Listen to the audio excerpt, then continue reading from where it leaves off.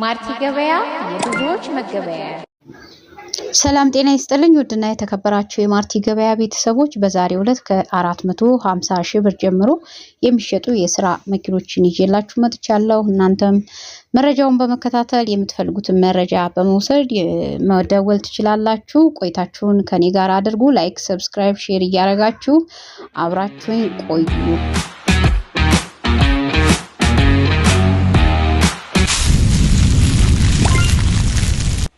ማርቲ ገበያ የብዙዎች መገበያ። ቶኤች ሞዴሉ 1989 ነው እንደሚታወቀው ማለት ነው። ሞተር አዲሷል፣ ቀለም ሻንሲ፣ ካምቢዮ ዲፈረንሻል ንጹህ ነው። ጠርዝ ማዕዘንም የለውም። ዋጋው 850 ሺህ ብር ነው። ወደ ስራ የምገቡበት መኪና ነው። ጃጓር ሚኒባስ ነው። ሞዴሉ 2006 ሞተር አዲሷል፣ ሻንሲ፣ ካምቢዮ ዲፈረንሻል፣ ጠርዝ ማዕዘን የለውም። ንጹህ 1,200,000 ብር ነው። እሺ ቤተሰቦች፣ ማቲዝ ዳኦ ሞዴሉ 1999 ሞተር አዲሷል፣ 2 ጎማ ይፈልጋል፣ ቀለም እርማት ይፈልጋል። ዋጋ 450 ሺህ ብር። ዋኔች ዜድ ሲንግል ካፕ ሞዴሉ 1999 ነው። ጠርዝ ማዕዘን የለውም። ባሌስትራ ነው። ሁሉ ነገሩ ፋብሪካ ነው። ዋጋ 2,700,000 ብር ማለቂያ ነው። ዋኔች ዜድ ሲንግል ካፕ ሞዴሉ 1998 ነው።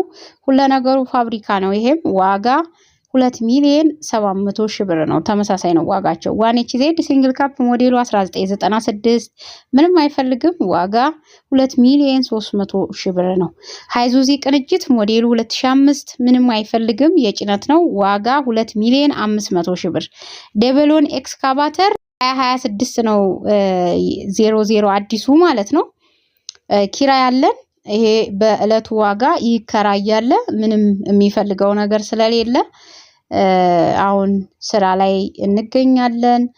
ይሄንንም ኤክስካቫተር መከራየት ለምትፈልጉ ሰዎች እናከራያለን ማለት ነው። ደውሉልኝ በስልክ ቁጥሬ።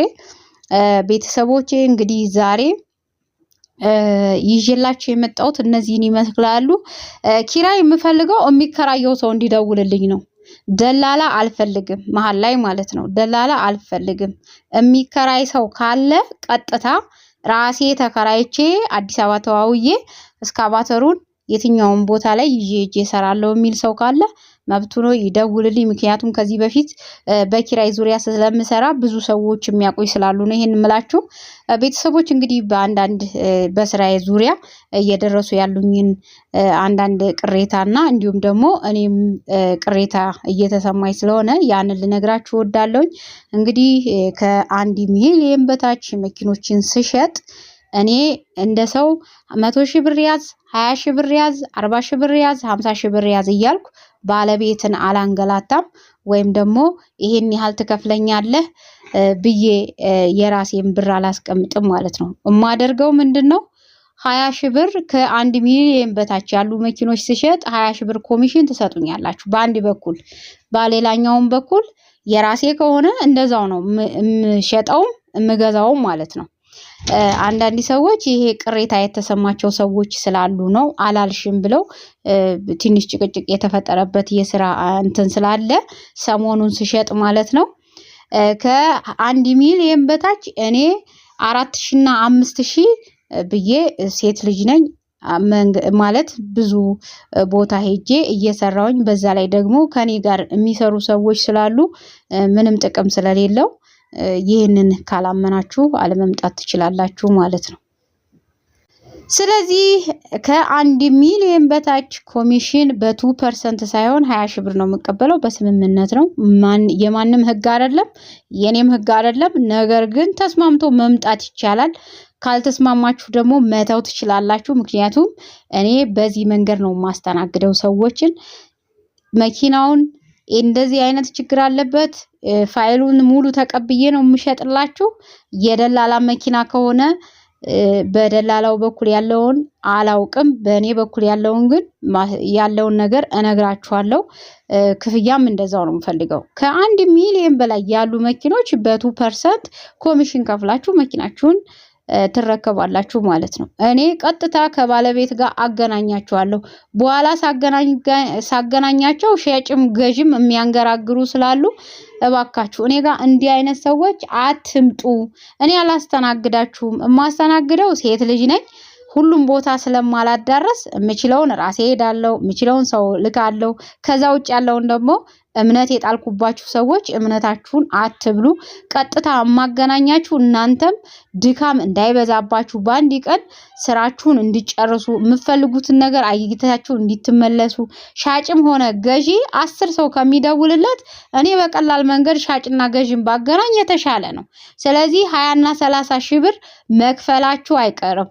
30 ደላላ ከመጣ 10 ሺህ ብር ሰጣችሁ ወይ 5 ሺህ ብር ሰጣችሁ አሰዱ። ምክንያቱም አይበቃኝም ይላችኋል። ደላላ ስላለ ብዙ ደላላ ስለሆነ ይሄን ያህል ብር ክፈለኝ ነው የሚላችሁ። ያን ሁሉ ጋጋታ ከምታደርጉ ለእናንተ የኔ ስራ በጣም ቀላል ነው ያረኩላችሁ። ስለዚህ የምትፈልጉትን ነገር ለማግኘት እናንተም ደግሞ ከኔ ጋር መስማማት ይጠበቅባችኋል ማለት ነው። እኔ እንደዛ ነው የምሰራው። ቅሬታ ሊገባችሁ አይገባም። ተስማምታችሁ መንጣት ትችላላችሁ። ሌላም ጊዜ እንደዚሁ በኮሜንት ቦታ ላይ እንዲሁም ቴሌግራም ማርቲ ገበያ ብላችሁ ሰርች ብታረጉ ቻናል አለኝ። ወደ 900 ነው 800 ሰው የተከታይ አለው። እዛ ላይ በየቀኑ የሚሰጡኝን መኪኖች ፖስት አረግላችኋለሁ። አይታችሁ የምትፈልጉት መኪና ከነመረጃው እዛ ጋር የተቀመጠውን ነው እዚህ ጋር የምነግራችሁ። በደንብ ኢሜጅም ታገኛላችሁ። ስለ መኪናው ፎቶ የሞተር ክፍል የተለያዩ ፎቶዎች ስለምታገኙበት ቴሌግራም ላይ ሄዳችሁ ማርቲ ገበያ ብላችሁ ጆይን አርጋችሁ ቴሌግራም ቻናሌን መከታተል ትችላላችሁ። ይሄንንም ያቀለልኩበት ፎቶ እያላችሁ ስለምታስቸግሩኝ ቲክቶክም ዩቲዩብም እንደዛ አይነት ችግሮች እየተፈጠሩ ስለሆነ ሰዎች በደንብ አይተው የሚፈልጉትን መረጃ አግኝተው እንዲመጡ ታርጋ አጥፍተን ፎቶ ፖስት እናረግላችኋለን ማለት ነው። ያንን አይታችሁ መንጣት ትችላላችሁ ማለት ነው። መኪና ከተለያየ ቦታ ነው የምንወስደው። ክፍለ ሀገር ሊሆን ይችላል፣ አዲስ አበባ ሊሆን ይችላል። የተለያየ ቦታ ስለሆነ መኪናው ያለበትን አካባቢ ለምሳሌ አዲስ አበባ ከሆነ አዲስ አበባ ነው እንጂ የምላችሁ ልዩ ቦታውን አልናገርም። ምክንያቱም መኪና እየበሉ ስላስቸገሩኝ የምናደርገው የተቀጣጠርን ቀን እዚህ ቦታ ና ወይም ደግሞ እዚህ ቦታ ስደርስ ደውልልኝ እላለሁ። ቦታውን እመራለሁ። መኪናውን ሄደህ ስልክ አለዋውጣለሁ። ቼክ አድርገህ ገዝተህ ወይም ደግሞ ካልተስማማህም ጥለህ መሄድ ትችላለህ ማለት ነው። በዚህ መልኩ ነው እኛ የምንሰራው። የሚመቻችሁ ብቻ ክፍለ ሀገርም ከሆነ ክፍለ ሀገር እዚህኛው ምንድነው ከተማ ላይ ነው እንጂ ልዩ ቦታውን ከተናገርን እኛ ኮሚሽን ሰራተኞች ስለሆንን የግድ ማግኘት ስላለብን እንደዛ ነው የምንሰራው። አንዳንድ ሰዎች በጣም አስቸጋሪ ናቸው። ያ ነው እየገጠመኝ ያለው ነገር። ግን ያው ለነሱ ተብሎ ስራ አይተውም እየተራረምን ማለት እያስተካከልን ያለውን ነገር በግልጽ ለመነጋገር እየሞከርን እንሄዳለን ማለት ነው። ያው የኛ ስራ ቀኑ ሙሉ ይሆንና ቀኑ ሙሉ ነገሮች ሲሉ ማለት የሚስተካከሉ ነገሮች ምናምን አሉ። ቪዲዮ ለመስራት ስላልተመቸኝ ነው እንጂ ያው የሚሸጣቸው መኪኖች ቪዲዮ እያረኩኝ ገዥንም ሻጭንም ያላቸውን አስተያየትም እንዲቀመጥ ማድረግ ይችላል። ግን አንዳንድ የኛ ስራ ማታ ላይ ማለት 12 ሰዓት አልፎ ሊጨባበጡ ይችላሉ። ስለዚህ ሩጫ ነው የሚሆነው። ከክፍለ ሀገር መተው ሊሆን ይችላል።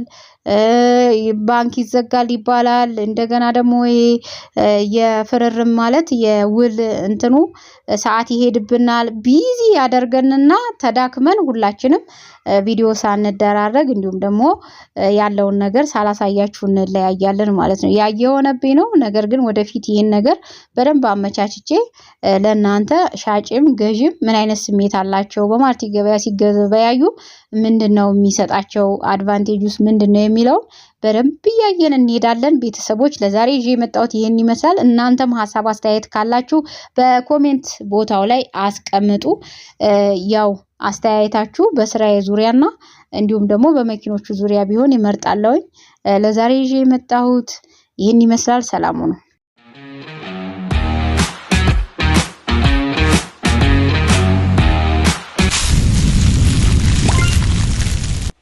ማርቲ ገበያ